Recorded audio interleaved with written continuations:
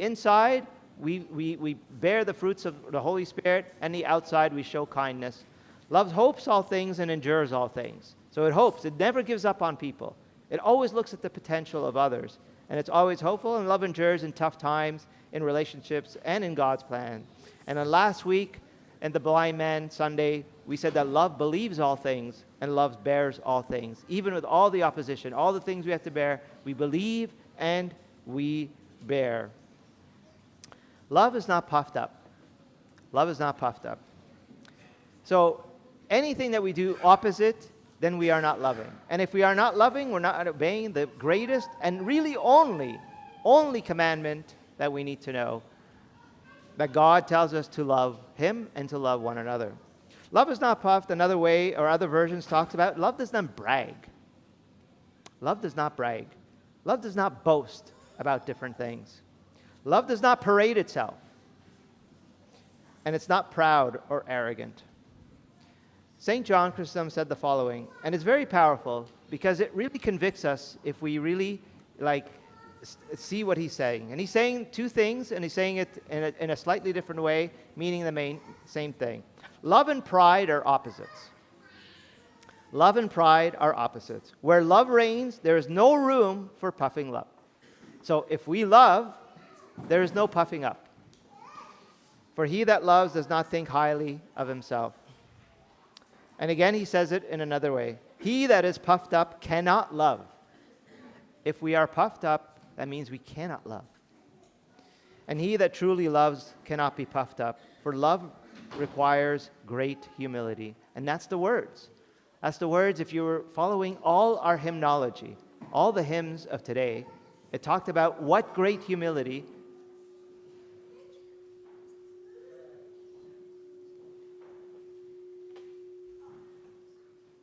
What great humility, turn down. What great humility we saw from the Lord. This is how he came. He doesn't come as a conqueror on a great white horse, but he came on a donkey. And in the picture, like Jesus is bigger than the donkey. He didn't come puffed up. He didn't come parading himself. He didn't come saying, look how great I am, and pointing to himself. He came lowly and sitting on a donkey. How do I know? How do I know? How do I know if I'm puffed up? Because I want to make sure that I'm not puffed up, because according to St. John Chrysostom, if I'm puffed up, I don't love. And if I don't love, then I'm not obeying the only commandment that counts. Well, here's a list. Here's a list. So if you're on your app, maybe pick the one. You don't have to write all of them, but pick the one that's for you. Here are some signs and maybe some red flags that will say, maybe I am puffed up. Maybe I do parade himself. Like what? If we think that we're better than others. Like we're just at work, we're in church, we're at home, and we just feel like we're the best. We're the smartest. We're just like everything. We're the best. We're better than others. That's one sign. Another sign, if we struggle when we make mistakes, to admit it. Like we'll make an excuse. I kind of wanted to do that, but like he was the reason why I didn't do that. So I deflect. And I don't admit when I make mistakes. When I need constant recognition. Constant. Everybody needs praise and recognition. But this is always, like I need to know how great I am. And that's a sign. That's a flag. When you want to be the center of attention. When you're unteachable. It's like, no, I know that already. I knew that ages ago. And any new teachings, any new thing, we resist learning. Then we might be puffed up. When I'm easily offended, every little thing, somebody says one little thing, and maybe it's not even like a direct, I even assume it. And I feel like it's attacking my personhood, my ego, and that's another sign. when I really find it not only hard to admit faults, but to forgive. Right? Somebody does something wrong, they apologize, I do not grant forgiveness. I do not grant forgiveness. That's a sign of being puffed up and wanting to control everything. Right? Like, nobody can do things like I can. I got to put my touches. I got to do my things my way. A controller. And then that maybe is a sign of being puffed up. In the book of Sirach, it says, the beginning of human pride is to forsake the Lord. The heart has withdrawn from its maker. Anytime I forsake the Lord, anytime I'm away from the Lord, I most probably will fall into pride. Because he's not there. He is there with humility. He is there with humility. So what do I do? What do I do? 3 things. Look up. You want to not be puffed up? Look up. Look up all the time. Depend on him. When he says, without me you can do nothing. How many of us believe that? How many of us should believe that? Because he said it. I don't think he was exaggerating. Without me you can do nothing. Look up. Rely on him. Praise him. Thank him. Look up constantly. Look up constantly, relying on the things. I mean, if anybody was going to boast, Jesus would boast. Right? Like, did you say, like, imagine any miracle he did. How would we look at Christ if he, you see the 5 loaves and 2 fish, and he was talking to Peter, Peter, I could have done that with 3 loaves, man. 3, no problem. Right? And maybe like, okay, I healed the blind man. I could have done it with my hands tied behind my back, and I would have made the clay come to his eyes. What do you guys think of that? There's no boasting. There's no puffed up. Without me, you can do nothing. Love that is not puffed up, love that does not parade itself, always looks up. Always looks up, relying and seeing that I can't do anything without God. So, and that's why it's always praising and constantly thanking God. Because that person sees God's hand, God's fingerprints in their lives all the time. Secondly, lift up. So look up, depend on him. A person who's not puffed up, so we said signs of being puffed up is all revolving around ourselves. We don't want to admit mistakes. We are the center of everything. So the opposite is to lift up. Instead of being the center, make somebody else the center. You lift up. You see what's around that's needed, and you lift those people up. You see maybe somebody that's down and out, and you lift up by building, by encouraging. You lift up. You lift up. Instead of everybody centered and looking at you, you are looking at others and how you can lift them up.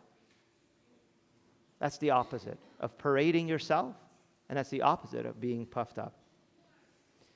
Even as we started on Pre-Lent Sunday, when Christ spoke on the Sermon on the Mount, he said, everything that you do, actually try to do it in secret. When you pray, pray in your closet. When you fast, anoint yourself. Don't let anybody know that you're fasting. When you give, make sure like nobody's aware. Like not even your right hand is aware what your left hand did. Do it in secret. Puffed up is opposite. Puffed up, make sure that everybody knows what I did. Did you see the great crosses I made on Palm Sunday? Did you see my post, my newest work achievements, my promotions? Did you see? As opposed to lifting others up. Maybe somebody else did the crosses. Maybe somebody else got the promotion. Maybe somebody else got the graduation. Maybe somebody else got engaged. Do we lift them up? Or do we say, no, don't worry about them? Lift up. We lift up. And if we could even do it in secret. Do that even nobody noticing. St. Augustine, the proud man wants to be seen above others, which is what we just said. The proud man, the one who's puffed up, the one who parades him, wants everybody to see them. The loving man, because love is not puffed up. So the loving man, the opposite, wants to lift others up. Our church fathers know exactly how love works. And that's why the last 8 weeks, they've been teaching us so much about this passage from Corinthians. So a loving man wants to lift others up. Love builds up because it's rooted in humility. Pride puffs up because it's empty. So look up and rely. Look up and depend. Lift up, this is taking attention away from ourselves and putting it on to somebody else. Lastly, and maybe the hardest, how can we say this nicely? Listen up. Listen up. Can we listen more than we talk? Can we learn more than we teach? Are we able to accept criticism? Accept maybe correction from others? Listen. Listen up. Listen up. The one who talks the most learns the least. The one who talks the most learns the least. Listen up. Listen up. Like, how many times do we miss opportunities to maybe, again, hear maybe a great thing that somebody wants to share, teach, apply, but I'm talking, and maybe I'm talking over that person because I'm puffed up. I want to let them know about me. I don't want to listen up. I don't want to listen about my partner's days, my kids' days, who are desperately, desperately needing our attention and our connection. Listen up. Listen up. So today, we're encouraged, if we want to have this love, because St. John Chrysostom said, if we are puffed up, we are not loved. And if we love, we are not puffed up. It goes both ways. So let's always, always look up, let's lift up, and let's listen up. We are done. We are done with Lent. We're done with Lazarus Saturday. We're almost done with Palm Sunday. And we're about to enter Holy Week. And I hope everything that's been happening for the last 7 weeks, and one more to go, right? We're not done. One more to go. We can take full advantage. The Cornerstone team did a great job preparing us with 2 series about beginning to pray and also about the communion of love with all the great speakers that we had. All that leading us to this point of time. Our midweek Lent liturgies, we went through and overview all 7 lessons from the book of Isaiah about like maybe warnings for us. And then lastly, we have all the Sundays that the church offers us as a menu. And this year we matched every Sunday with an aspect of love. So imagine we did all that. Imagine we have like this kind of love. What kind of love? The love that is patient.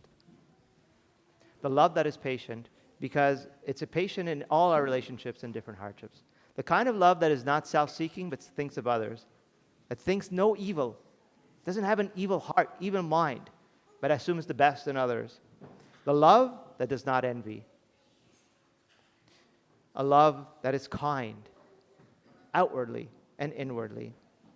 A love that hopes and endures, a love that believes and bears all things. And a love that is not puffed up, but always it looks up. It always lifts up and always listens up. Imagine this is the love that I have. Imagine the love that I have, what it does to me, but imagine what it does to my household, to my friends group, to my workplace that might be infiltrated with hate, anger. Imagine I really, really put this in my application, that we can have this kind of love. And love, the last verse, love never fails. Glory be to God forever. Amen. Sayings are fulfilled from the